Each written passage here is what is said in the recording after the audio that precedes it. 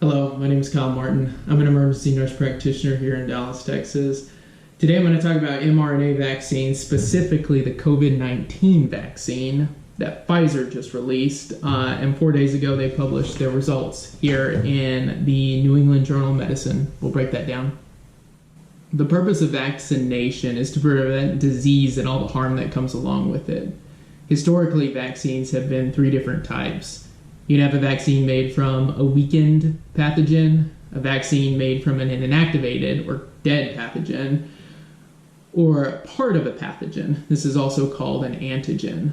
One of the most recent new forms of vaccination are mRNA vaccines.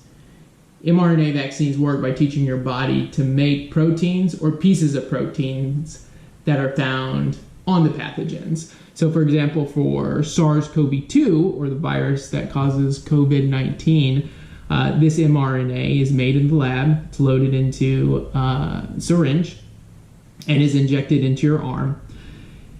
The mRNA goes inside your cells and finds its way to the ribosomes, where the ribosomes use the mRNA as a template to make proteins, and specifically the proteins that are found on the SARS-CoV-2 virus.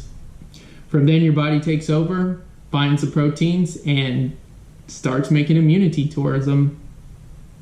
All right, so let's take a look at Pfizer's vaccine study. So this was published 4 days ago in the New England Journal of Medicine. The title is Safety and Efficacy of the BNT162b2 mRNA COVID-19 vaccine. All right, so look at what was this study. It was an ongoing, multinational, placebo-controlled, observer-blinded efficacy trial.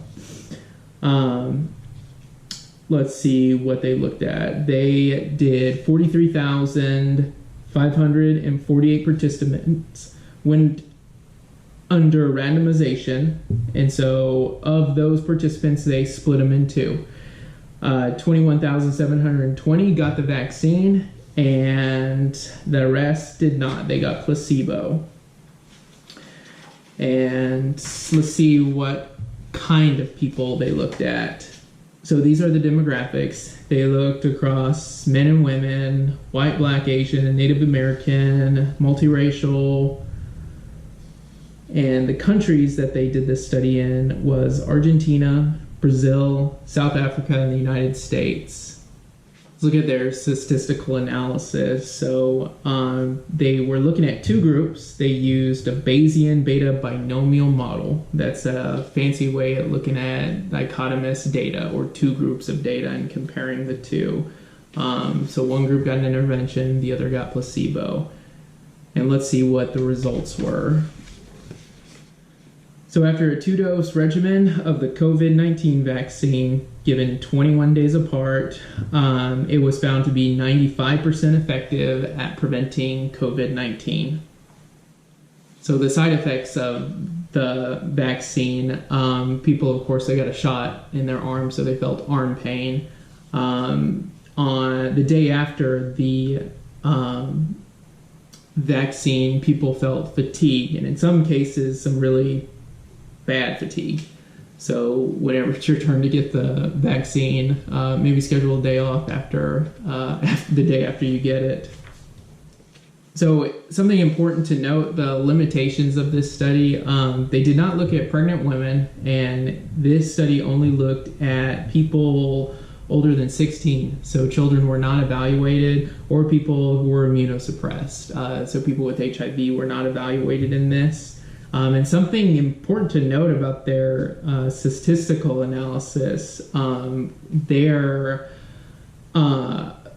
the study was powered to look across the subspecialties, but it was insufficiently powered to look at specific subgroups. So you can't break this down deeper into age, sex, race, or even body mass index.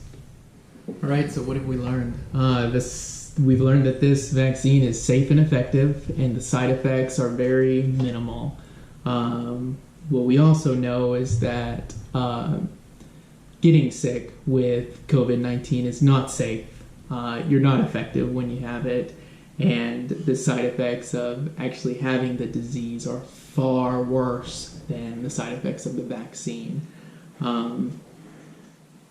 I think that when you have the opportunity to take this vaccine, you should definitely bring it up with your physician, nurse practitioner, or physician's assistant. But this is good news.